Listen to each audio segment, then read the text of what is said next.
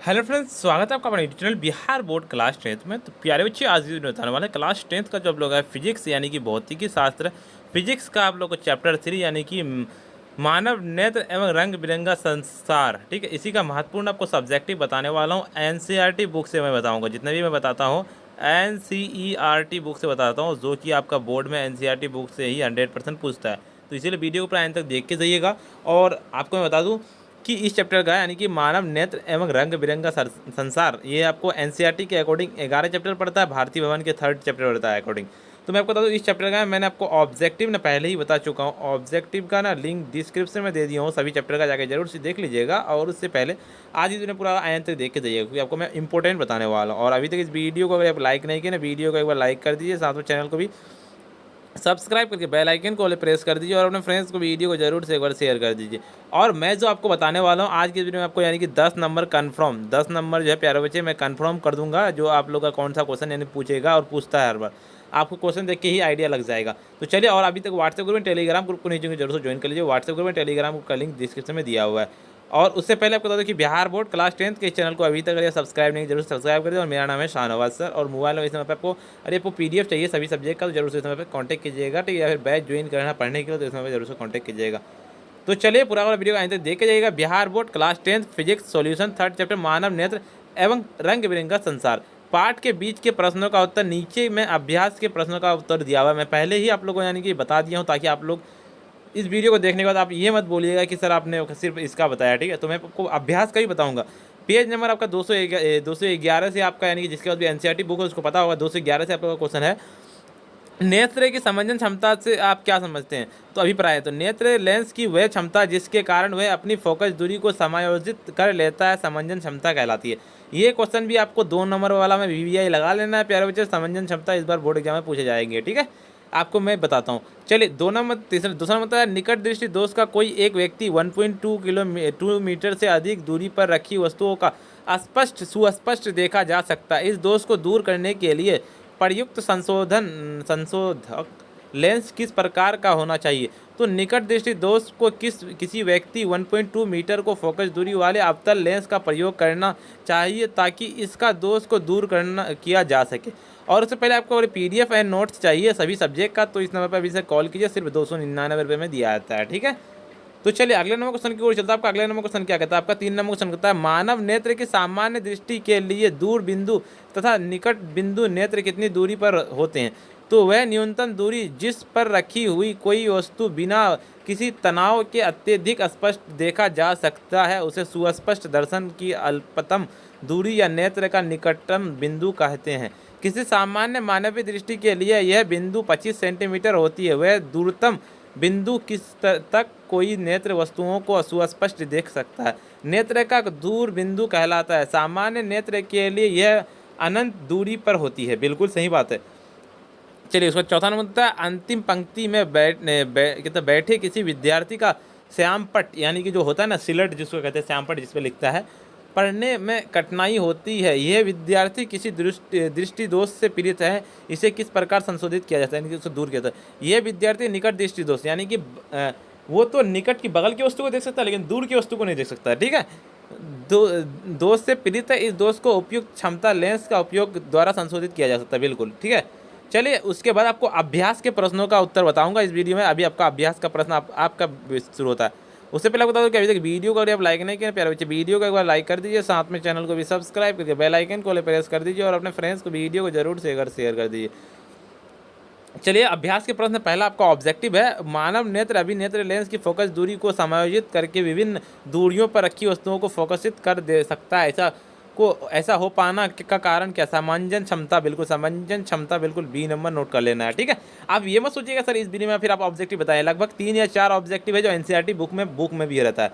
चलिए, उसके बाद आपका दूसरा नंबर क्वेश्चन क्या कहता है, आपका मानव नेत्र जिस भाग में किसी वस्तु का प्रतिबिंब बनाता है उसे क्या कहता है, दृष्टि पटल कहते हैं, बिल्कुल डी नंबर आपको नोट कर लेना है, ठीक है। चलिए, अगले नंबर क्वेश्चन के साथ 3 नंबर होता है, सामान्य दृष्टि के वयस्क के लिए सुस्पष्ट दर्शन का अल्पतम दूरी होती है लगभग कितना, 25 सेंटीमीटर, बिल्कुल सी नंबर आपका राइट आंसर नोट कर लेना है। चलिए, चौथा नंबर क्वेश्चन क्या कहता है, आपका चौथा नंबर क्वेश्चन था, अभिनेत्र लेंस की फोकस दूरी को में परिवर्तन क्या किया था, क्या था, पक्षमावी द्वारा, बिल्कुल सी नंबर आपका इसका भी नोट कर लेना है।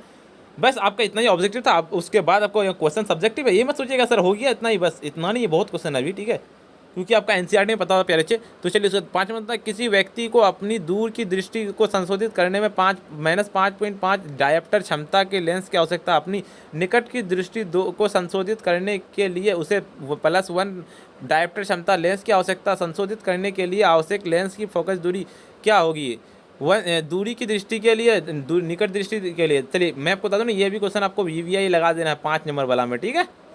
चलिए इसका आपको आंसर लिखना है, लेंस की फोकस दूरी एफ का क्षमता पी संबंध व्यक्त किया गया है। पी बराबर 1/f दूर, दूसरा मतलब दूर की दृष्टि को संशोधित करने के लिए प्रयोग की गई लेंस की क्षमता -5.5 डायप्टर, आवश्यक लेंस की फोकस दूरी f बराबर 1/f, पी एफ बराबर 1/-5.5 बराबर 0-0.181 मीटर, दूर की दृष्टि को संशोधित करने के लिए आवश्यक लेंस की फोकस दूरी -0.181 मीटर है।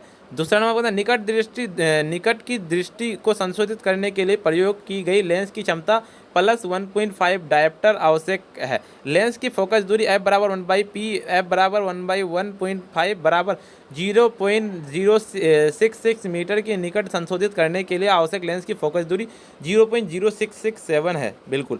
चलिए छठा नंबर होता है, किसी निकट दृष्टि दोष से पीड़ित व्यक्ति को दूर नेत्र के सामने 80 मीटर दूरी पर इस दोष को संशोधित करने के लिए आवश्यक लेंस की क्षमता क्या होती है। देखिए ये भी क्वेश्चन को आपको वीवीआई लगा देना, ठीक है। यहाँ पे हो सकता है यहाँ पे 80 मीटर पूछा है, आपको यहाँ पे 100 मीटर भी पूछा जाता है बहुत बार, ठीक है।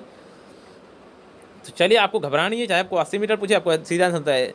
ये व्यक्ति निकट दृष्टि दोष से पीड़ित इस दोष को दूर रखी वस्तुओं को प्रतिबिंब दृष्टि पटल के सामने, इसीलिए इस दोष को संशोधित करने के लिए आवश्यक लेंस की उपयोग किया जाता है। बीम की दूरी u बराबर अनंत 0 प्रतिबिंब और दूरी v बराबर -80 सेंटीमीटर, दूरी f बराबर लेंस के अनुसार, ठीक है। बस इतना कर देना। उसके बाद आपको आगे आपको ये वाला सूत्र लिख देना है। सूत्र कैसे क्या लिखना है आपको, देख तो 1/v माइनस 1/u बराबर 1/f, 180 इन्फिनिटी बराबर 1/f, 1/इन्फिनिटी बराबर 0, तो f बराबर -80 बराबर 0.8 सेंटीमीटर हम जानते हैं।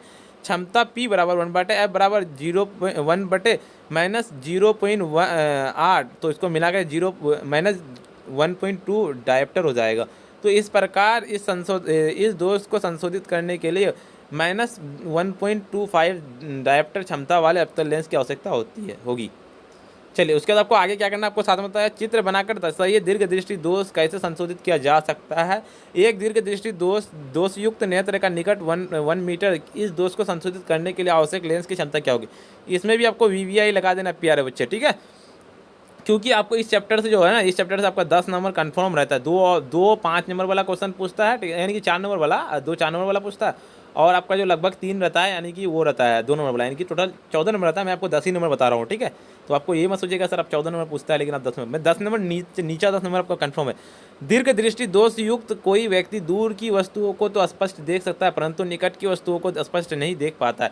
इसका कारण यह है कि पास रखी वस्तुओं को आने वाली प्रकाश किरणें दृष्टि पटल के पीछे फोकसित होती है। इस दोष को उपयुक्त क्षमता के अभिसारी लेंस उत्तल लेंस का उपयोग करके संशोधित किया जा सकता है। उत्तल लेंस का युक्त चश्मे दृष्टि पटल पर वस्तुओं का प्रतिबिंब फोकसित करने के लिए आवश्यक अतिरिक्त क्षमता का प्रदान करते हैं। बिल्कुल बस आपको इतना कर देना। उसके बाद आपको ये वाला चित्र बना देना है, ठीक है। ये वाला चित्र आप ये आपका जो है आँख हो गया, ये वाला आँख हो गया आपका, ठीक है। कैसे होता है मैं आपको इसका चित्र बनाकर, दीर्घ दृष्टि दोष का संशोधन है ये वाला, आप इसको उतार लीजिएगा। उसके बाद आपको आगे लिखना है, वास्तव में उत्तल लेंस दीर्घ दृष्टि दोष युक्त व्यक्ति की दृष्टि के बिंदु एन पर निकट वस्तु चित्र एन का अभिसार प्रतिबिंब, यानी कि एन ये वाला है और एन बना इस प्रकार यदि वस्तु का प्रतिबिंब उसके दृष्टि के निकट बिंदु 1 मीटर पर रखा जाए तो वह 25 सेंटीमीटर की दूरी पर रखे गए वस्तु को स्पष्ट रूप से देख सकता है। सामान्य नेत्र का निकट दृष्टि बिंदु, ठीक है। उसके बाद आपको थोड़ा सा और आगे लिखना है, तो बीम बराबर दूरी बराबर u बटा -25 सेंटीमीटर और प्रतिबिंब की दूरी बराबर v बराबर -1 मीटर और -100 सेंटीमीटर, फोकस दूरी बराबर f, तो f बराबर आपको इसका क्या करना है, आपको उसका थोड़ा सा ये वाला ही फॉर्मूला लिख देना है, ठीक है। तो ये बराबर 1/v माइनस 1/u बराबर 1/f, 100 बराबर 125 बराबर उतना कर देना। जब 1/f बराबर -25 इतना कर देना, ठीक है। मान तो देख सकते हैं ये वाला सूत्र है, ठीक है। इस वाला सूत्र का जब सॉल्यूशन करके लाइएगा तो f बराबर 100/3 आएगा। तो जब इसको काटेगा 33.33 सेंटीमीटर, यानी कि 0.33 सेंटीमीटर, हम जानते हैं कि क्षमता p बराबर 1/f इन मीटर बराबर 1/0.3। तो +3 डायप्टर हो जाएगा। लेंस सूत्र का प्रयोग करने पर इस दोष को संशोधित करने के लिए +3.0 डायप्टर उत्तर लेंस की आवश्यकता होती है। बस आपको इतना कर देना। उसके बाद 8 नंबर होता है, सामान्य नेत्र 25 सेंटीमीटर से निकट रखी वस्तुओं को सुस्पष्ट क्यों नहीं देख पाते हैं? तो एक सामान्य नेत्र 25 सेंटीमीटर से निकट रखी वस्तुओं को सुस्पष्ट क्यों नहीं देख पाते हैं? क्योंकि नेत्र की पक्षमावी मांसपेशियां एक निश्चित सीमा के बाद सिकुड़ने में असमर्थ हो जाते हैं। बिल्कुल यार, एज होने के बाद आप नहीं देख सकते, ठीक है, सही से वही बात बोल रहा है इसमें। चलिए, उससे पहले आपको बता दूं कि अभी तक इस वीडियो को अगर आप लाइक नहीं किए ना, वीडियो को एक बार लाइक कर दीजिए, साथ में चैनल को भी सब्सक्राइब करके बेल आइकन को प्रेस कर दीजिए और अपने फ्रेंड्स को वीडियो को जरूर से एक बार शेयर कर दीजिए, ठीक है।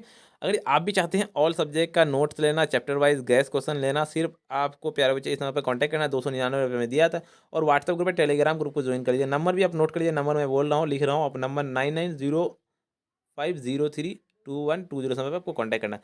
चलिए, उसके बाद आपका 9 नंबर क्वेश्चन क्या कहता है आपका, जब हम नेत्र से किसी वस्तुओं की दूरी को बढ़ा देते हैं तो प्रतिबिंब नेत्र दूरी पर क्या होते हैं? जब हम नेत्र की किसी वस्तुओं को दूरी को बढ़ा देते हैं तो प्रतिबिंब दृष्टिपटल पर बनते हैं। जैसे कि हम नेत्र से वस्तुओं की दूरी बढ़ाते हैं तो अभी नेत्र लेंस पतला हो जाता है तथा इससे फोकस दूरी बढ़ जाती है। सही बात है। चलिए, 10 नंबर, तारे क्यों टिमटिमाते हैं? ये भी क्वेश्चन आपको वीवीआई कर देना है, ठीक है।